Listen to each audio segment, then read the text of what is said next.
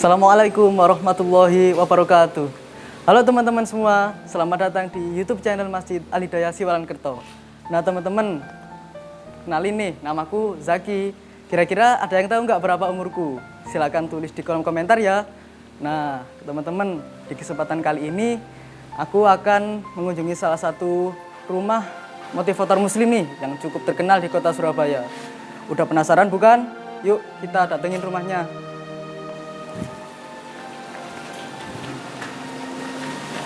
Assalamualaikum. Hey, waalaikumsalam. Zaki dari Al-Hidayah ya? Iya betul. Wes, mantap. Duduk, silakan. Silakan. Iya, kasih. Alhamdulillah. Ustadz, bagaimana kabarnya Ustadz? Iya, nah baik ini. Tapi saya bukan Ustadz masalahnya, aku motivator ini. Jadi Mas Zen motivator, bukan Ustadz. Baru pertama ketemu soalnya ya? Iya, enggak apa-apa. Jadi motivator muslim, belum Ustadz, masih belajar kayak teman-teman yang lainnya. Jadi gimana nih? Apa program-program di Masjid Al-Hidayah? Program di Masjid Al-Hidayah ini ada podcast yang baru ini proses launching. Oh iya. Ini baru pertama kali. Baru pertama ini. Iya. Sip ini. Lalu ada sholawat Al-Banjari. Jadi kita Mas Al-Hidayah itu membuka grup Al-Banjari. Jadi sholawatan menggunakan hadroh gitu. Jadi kalau acara-acara Maulid Nabi gitu. Jadi anak mudanya banyak ya? Iya banyak. Ada bocil-bocilnya juga. Bocil? Iya. Wih, bocil itu berarti TK, SD, iya, SD gitu kelas ya? 1, 2 gitu. Lo Zaki sendiri? Umur berapa lagi? Umur 14 tahun. Tuh kan, nah, jadi ketahuan. Silakan tulis di kolom komen, sudah dikasih tahu ternyata umurnya berapa belas tahun ya. Iya. Jadi gimana? Apa yang bisa kita obrolkan nih sore ini? Nah, jadi begini Mas Zen. Nah. Jadi saya ingin berkonsultasi tentang flexing nih yang sedang konsultasi. marak sekarang. Iya. Nah, sekarang kan anak-anak muda itu sering yang namanya pamer-pamer kekayaan di medsos, Iya. pamer-pamer barang kemewahan di media sosial, diupload selebgram artis itu. Iya. Ya. Nah, dalam pandangan Islam nih, apakah sukses itu harus banyak harta, banyak kemewahan seperti itu? Ya. Gitu, Ustaz. Kalau nanti tanyanya ke Ustadz, nah itu tentang pandangannya bagaimana flexing di dunia Islam sebagai seorang Muslim, nah, kan begitu ya. Nah kalau bagian saya ini sebagai seorang motivator, ya flexing berarti mempertunjukkan kan apa yang dimiliki, kayak gitu. Itu sah-sah saja sebenarnya. Ya, baik menunjukkan anak muda, menunjukkan apa yang dimiliki, ya kelebihan yang dimiliki. Biasanya flexing itu yang ditunjukkan kekurangan atau kelebihan? Kelebihan, tidak masalah toh. Ya, kelebihan kan boleh ditunjukkan, ya untuk menyemangati orang lain. Ini dari sisi motivasi, ya kan?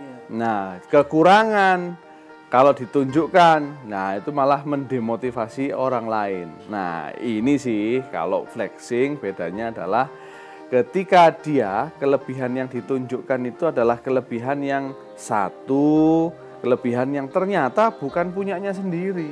Berarti kan bohong, bener nggak? Benar. Karena apa?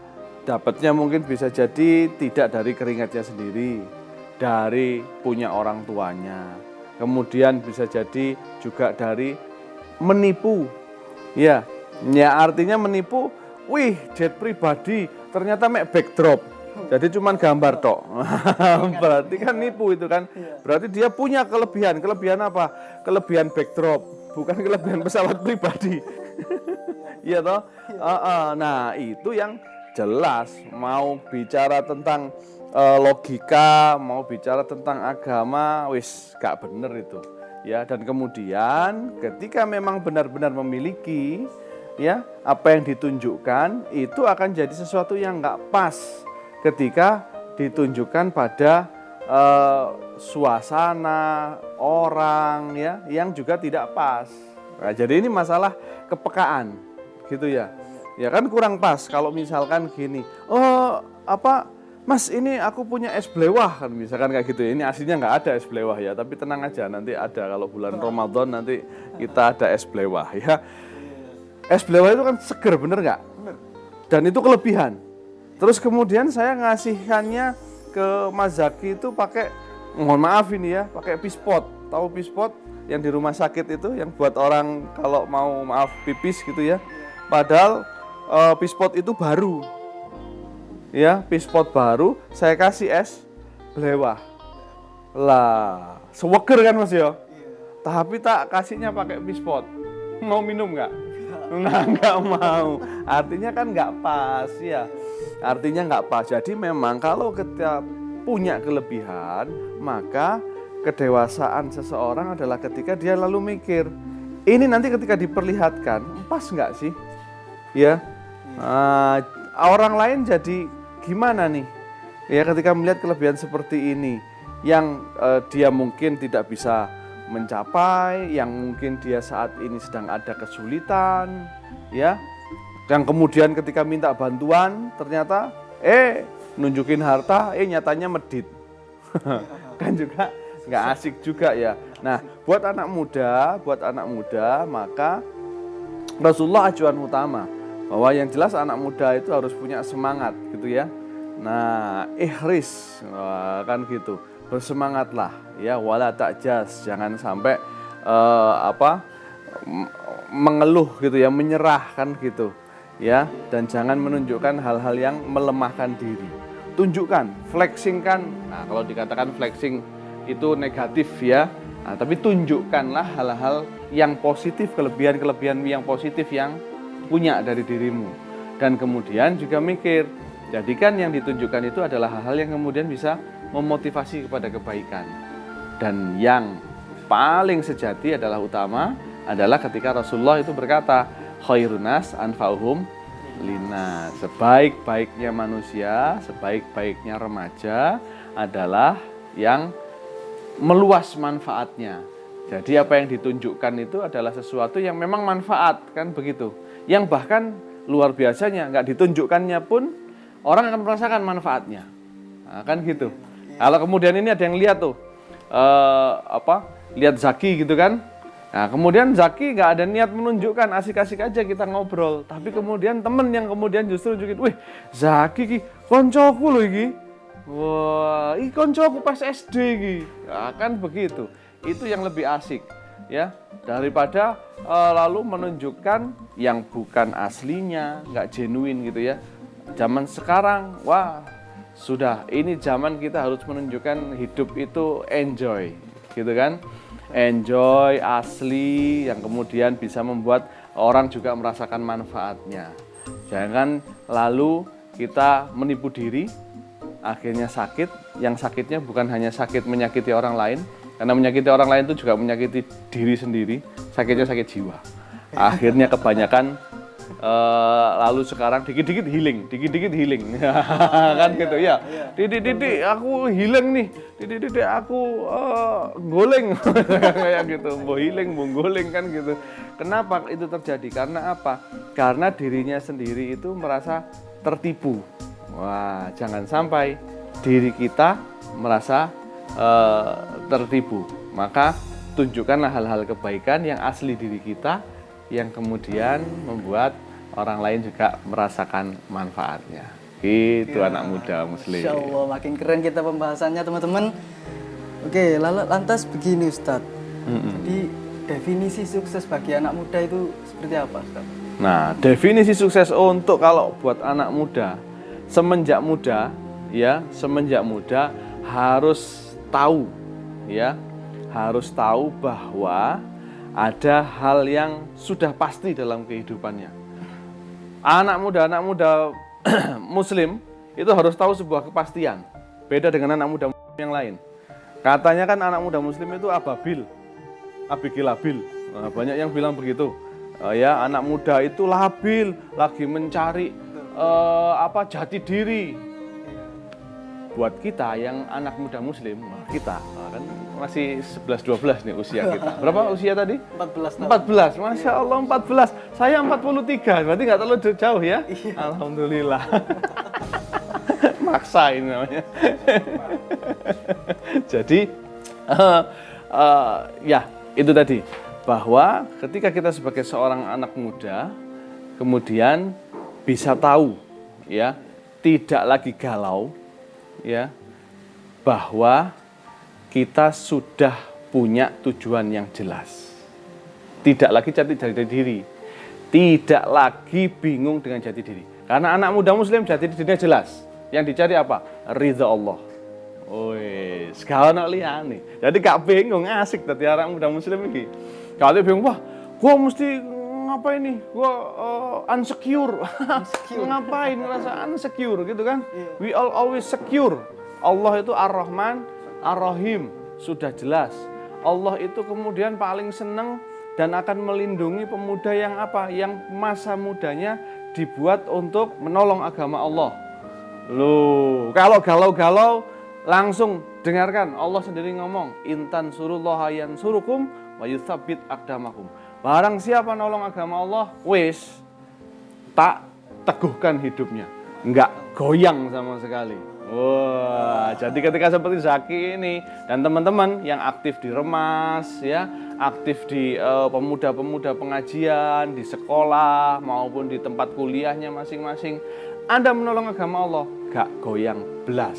Allah akan membuat hidup Anda lebih teguh dan sukses. Gitu Mas. Jadi itu anak muda muslim.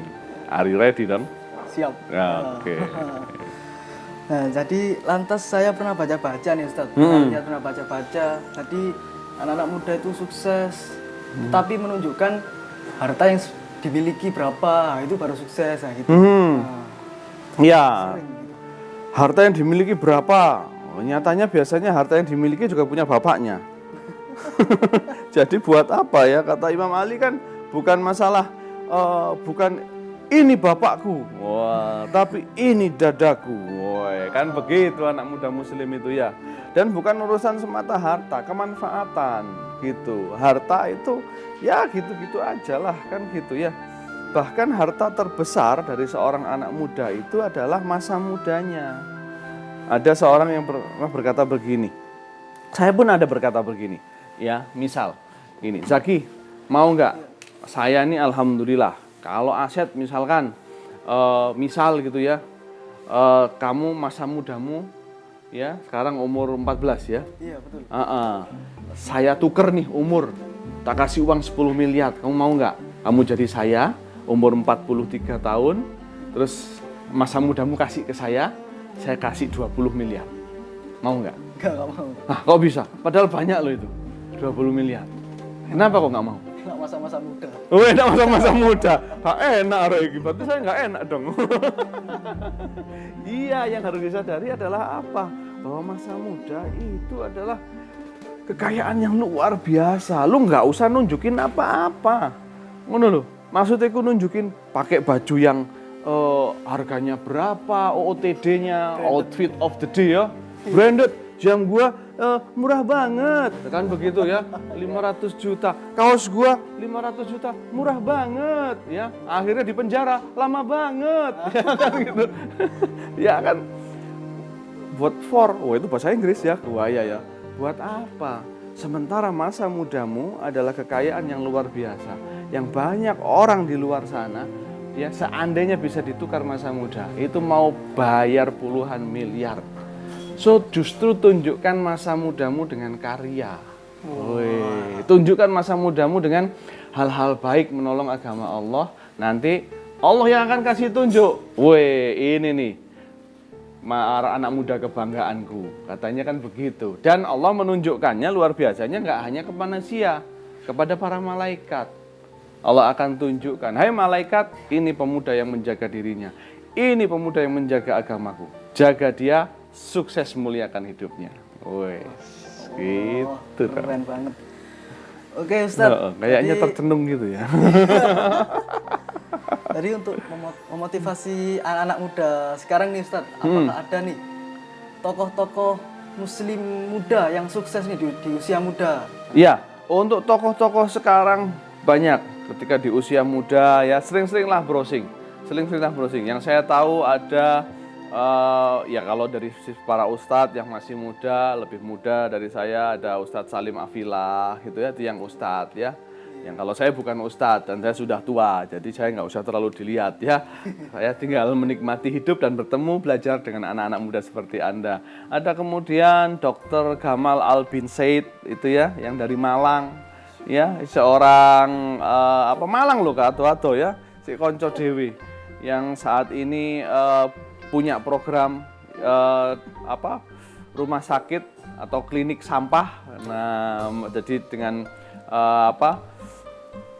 pengobatan tapi bayarnya cukup dengan sampah. Nah, hal-hal yang kreatif seperti itu cari. Banyak anak muda saat ini. Kalau anak muda zaman dulu jelas, zaman Rasulullah itu motivator yang paling pertama Mus'ab bin Umair misalkan. Itu anak muda keren. Ya, anak muda yang terkaya di Madinah. Paling trending topik. Oh itu jadi kalau Mus'ab bin Umair itu pas dia lewat gitu kan di jalanan kota Mekah, wah itu para pemudi-pemudi itu pada lihat di jendela dan langsung posting, dia lewat di depan rumahku. Ya gitu. Iya, zaman biar anak posting kan langsung posting kan gitu. Tapi Mus'ab bin Umair menjadi pembela agama Allah dan dialah yang dikirim ke Madinah ya, dan dia mampu membuat orang Madinah bahkan sebelum Rasulullah datang itu terpikat ya menjadi masyarakat muslim yang luar biasa. Jadi ketika Rasulullah datang langsung bergema, Tala'al badru alaina min saniyatil wada, karena satu orang pemuda Mus'ab bin Umair. Banyak contoh-contohnya kalau dari orang-orang yang menyertai Rasulullah. Begitu. Anak muda harus tahu itu ya. Kayak motivasi mereka juga. Oh iya dong. Supaya gak insecure lagi. Jangan sampai insecure karena Anda anak muda muslim adalah anak muda yang tidak lagi perlu cari jati diri. Jati dirimu jelas, pastikan bahwa engkau adalah anak muda yang menolong agama Allah dan Allah akan meneguhkan kehidupanmu. Gitu, my man. Oh, keren pembahasan kita. Are you ready? Oke. Siap. Ada TikTok meaning ini ya. Iya. Lalu Mas Zen ini, tadi masa-masa muda ini kan sering disebut masa-masa labil, masa-masa bingung untuk mengambil tindakan. Iya. Nah, ini untuk menghadapi fenomena flexing ini, jadi sikap-sikap para pemuda-pemuda ini yang diambil itu sebaiknya bagaimana? Gampang. Ya, jadi ambil handphonenya, matikan. Beres. Dan kemudian apa? Jadilah orang yang menggunakan handphone ini sebagai karya, bukan hanya sebagai konsumtif. Tapi jadikan Anda menjadi pribadi digital yang sosial ya. Ya, jadi banyak orang yang saat ini itu jadi pribadi anak muda yang digital, tapi digitalnya digital mager. Wah, ini malas gerak. Bener nggak? Bener. Akhirnya tambah lemu, tambah mikirnya lemot. Iya kan? Tambah juga masih muda penyakitnya makin banyak, baperan. Karena apa? Hanya jadi konsumtif. Maka daripada begitu, ambil handphonenya, matikan. Celupkan ke kolam. Janganlah, kasihan. Itu juga handphone dikasih bapaknya ya. Pakai handphonenya untuk menyampaikan pesan-pesan kebaikan. Latihan seperti ini. Ya, mulai aja. Wah, aku masih kaku nih. Wah, redem sama minyak tanah biar nggak kaku. Maksudnya itu latihan gitu loh. Gak apa-apa. Ambek sak konco dhewe. Ayo kita bikin TikTok yang menyemangati untuk ibadah. TikTok yang menyemangati buat nanti Ramadan nih. Ya, kita bikin Instagram. Yuk sama-sama bikin. Jadi kalau menurut saya jangan sampai ada remas yang nggak punya Instagram, nggak punya FB, nggak punya TikTok. Remas macam apa kalian? Ya. Jadi zaman sekarang anak muda harus punya itu, tapi bukan sebagai pengkonsumsi, tapi jadilah produser untuk kesuksesan Anda sendiri. Tunjukkan kekayaanmu yang terbesar, masa mudamu. Gitu. Ya, tadi yang terakhir nih Ustadz nih. Terakhir ini. Iya. Padahal belum ada suguhannya ini, kalau moro-moro terakhir ya. Saya jadi nggak enak ini ya. Tak suguhi sih. Iya. Aqua. Iya, nanti diminum kalau sudah selesai. Ya. Apa ini? Ini pesan-pesan buat anak-anak muda nih. Nah, pesan-pesan supaya lebih pede untuk mencari definisi sukses bagi dirinya gitu. Oke. Pesan-pesan untuk anak muda. Betul. Maka untuk anak muda, ketahuilah, percaya dirilah, dan bergantunglah pada tali Allah. Karena ketika engkau bergantung pada tali Allah, maka engkau akan menjadi anak muda yang kehidupannya akan kokoh. Bergantung kepada tali selain Allah hanya membuat kehidupanmu jadi mudah roboh. Nah, gitu. Masya Allah. Baik, terima kasih Mas Zain atas Ya. waktunya. Ya. Iya, gimana tadi? Mendengarkannya tadi bagaimana rasanya? Hah? Masih merinding ini. Masih merinding ya. Tolong ada obat barangkali ya atau minyak angin buat keroan ya, kayaknya masih merinding dia. Ya, alhamdulillah. Ya, memuaskan ya. Memuaskan tadi Oh, ilmu-ilmu yang disampaikan, mantap. Masya Allah, merasuk semua. Merasuk ya. Nah, ini merasuk berarti harus diruqyah ini kayaknya itu ya. Ah, iya. Terasuki kebaikan insya Allah. Cukup kayaknya ini Iya. atau bagaimana? Cukup. Dan semoga ini bisa berlanjut tidak hanya saat ini tapi kita bisa bikin program mingguan, bulanan, harian. Nah, silakan ya. Para Remas Indonesia, silakan insya Allah. Oke. Terima kasih. Terima kasih. Wassalamualaikum warahmatullahi wabarakatuh. Muslim sukses, mukmin bahagia. Assalamualaikum warahmatullahi wabarakatuh.